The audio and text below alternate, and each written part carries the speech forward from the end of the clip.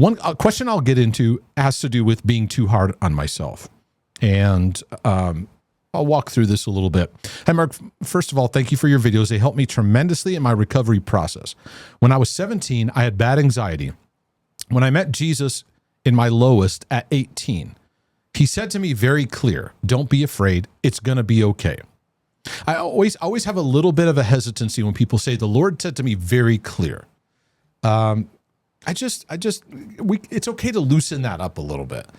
I kind of felt like God was saying, because as we grow, how we hear from God starts to develop and mature. I'm not saying God didn't say it. I'm just saying as a pattern, because sometimes we can follow a trail and go, well, the Lord told me.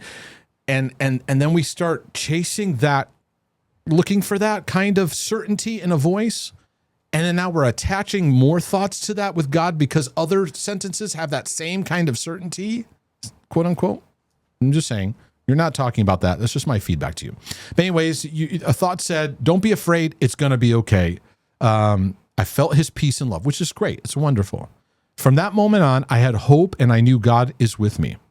It was a journey, but I was doing much better and didn't feel panic attacks for years. And even when I felt panic inside my heart, I knew I'm going to be okay. And which is great. But many times when people feel freedom from it, if it happens again, they feel like, oh my goodness, I'm going backwards. I'm going back.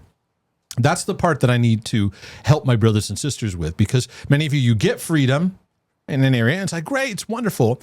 And you have another round of it hitting. You think you're going backwards. You're not. You're going deeper, but we get discouraged. How you respond to those kind of rebounding symptoms is important, because it usually signifies keep practicing what you know. Because sometimes we have a tendency when things get better, we tend to lay back with what we know to be true and what helps us. I have many people who are like, great freedom. And then they disappear and they'll come back, Mark, I need help. And I'm like, what are you doing? Are you in the material? Are you doing this? I haven't. Because we have a tendency we make a little progress. We kind of put aside the work and the reading and the journaling and the things that we got to remind ourselves in. And I've had to learn this over and over and over again. The things I learned are not just something I'm going to practice to just get free and I'm all better. The things I learned are things that I am continuing to practice for the rest of my life. So that's an important aspect to understand. Okay.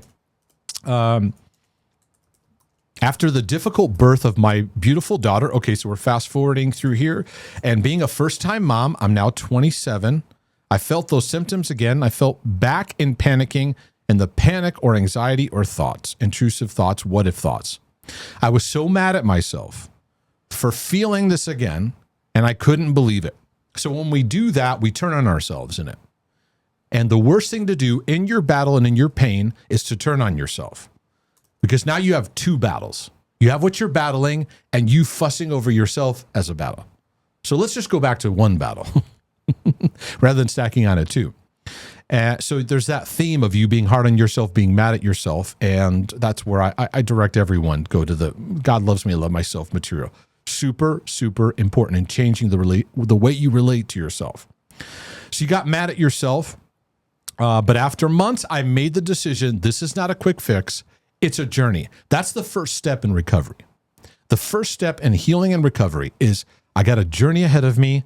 This is not a quick fix. And many of you have to be reminded of that over and over and over again, because you'd love to hit a magic button and just make it all go away. But that's not how this works, because there's beautiful learning in the journey of what you're going to gain. You see, we don't learn in a classroom. That's a start. We learn in experience. We learn in practicing. And the battleground is where you learn. Many of us are asking God, take it away, rescue me, get me out of this. And we're not realizing the beauty is actually in the battleground, because when the stuff hits you, this becomes real now versus just a theory. Your mental health healing and freedom, it becomes very, very real. So right now I'm getting better at letting the anxiety and panic symptoms pass. When a scary thought comes to my mind, I'm getting better and not taking the thought too seriously, which is great. I often think, there you are again, fear. That's a much better response. But I noticed that I'm falling back on being hard on myself.